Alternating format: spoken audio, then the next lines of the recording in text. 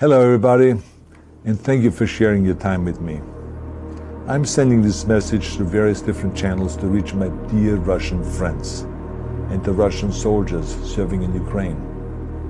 I'm speaking to you today because there are things that are going on in the world that are being kept from you. Terrible things that you should know about. No one likes to hear something critical of the government, I understand that.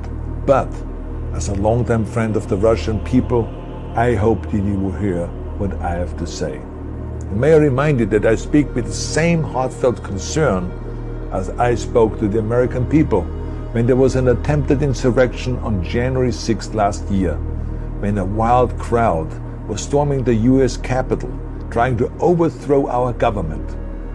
See, there are moments like this that are so wrong, and then we have to speak up. And this is exactly the same with your government. I know that your government has told you that this is a war to denazify Ukraine. Denazify Ukraine? This is not true. Ukraine is a country with a Jewish president, I might add, whose father's 3 brothers were all murdered by the Nazis. Earlier this week, residents there have been celebrating their long-awaited freedom.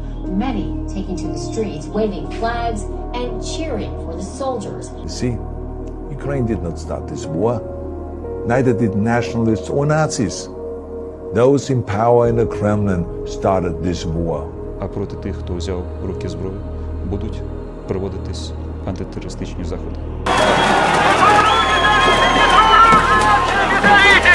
This is not the Russian people's war. No. As a matter of fact, let me tell you, what you should know is that 141 nations at the UN voted that Russia was the aggressor and called for it to remove its troops immediately. Only 4 countries in the entire world voted with Russia. See, the world has turned against Russia because of its actions in Ukraine. Whole city blocks have been flattened by Russian artillery and bombs, including a children's hospital and a maternity hospital. 3 million Ukrainian refugees, mainly women, children, and elderly, fled their country. And many more are trying to seek to get out. Because of its brutality, Russia is now isolated from the Society of Nations.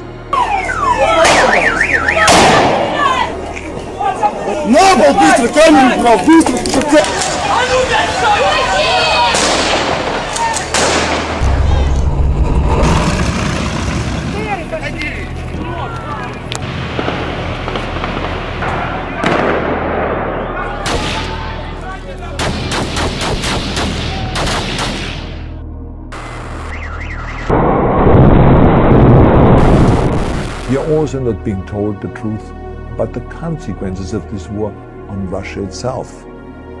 I regret to tell you that thousands of Russian soldiers that have been killed. They have been caught between Ukrainians fighting for their homeland and the Russian leadership fighting for conquest.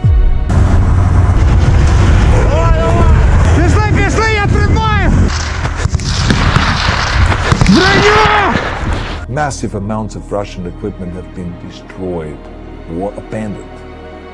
The destruction that Russian bombs are raining down upon innocent civilians has so outraged the world.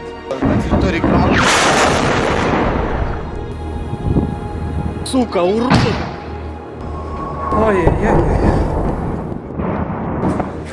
Those who don't deserve it on both sides of the war will suffer.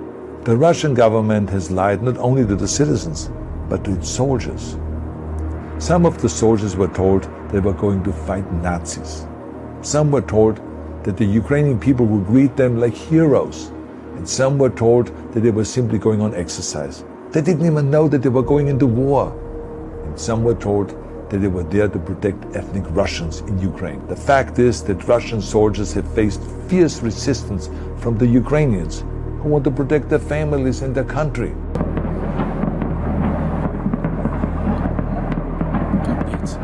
Блокировка Донецка не работает. Возможно, она бы и работала, но идет обстрел города. Я уже хочу даже предложить ордена и медали украинским артиллеристам, которые стреляют по городу, по мирным домам, по мирному населению. Может, они вполне заслужили это за точность и за неточность. When they see babies being pulled out of ruins, I think that I'm watching a documentary about the horrors of the Second World War, not the news of the day. Now let me tell you, when my father arrived in Leningrad, he was all pumped up on the lies of his government. And when he left Leningrad, he was broken, physically and mentally. He lived the rest of his life in pain. Pain from a broken back, pain from the shrapnel that always reminded him of those terrible years, and pain from the guilt that he felt. To the Russian soldiers listening to this broadcast, you already know much of the truth that I've been speaking. You've seen it with your own eyes. I don't want you to be broken like my father. This is not the war to defend Russia that your grandfathers or your great-grandfathers fought. This is an illegal war. Your lives, your limbs, your futures are being sacrificed for a senseless war condemned by the entire world. Now, to those in power in the Kremlin, let me just ask you, why would you sacrifice those young men for your own ambitions? To the soldiers who are listening to this, remember that 11 million Russians have family connections to Ukraine. So every bullet you shoot a brother or a sister. Every bomb or every shell that falls is falling not on an enemy, but on a school, or a hospital, or a home. I know that the Russian people are not aware of such things are happening. So I urge the Russian people and the Russian soldiers in Ukraine to understand the propaganda and the disinformation that you're being told. I ask you to help me spread the truth. Let your fellow Russians know the human catastrophe that is happening in Ukraine. And to President Putin I say, you started this war. You are leading this war. You can stop this war. А проти тих, хто взяв в руки зброю, будуть проводитись антитерористичні заходи. Now, let me close with a message to all of the Russians who have been protesting on the streets against the invasion of Ukraine. The world has seen your bravery. We know that you have suffered the consequences of your courage. You have been arrested, you have been jailed, and you have been beaten.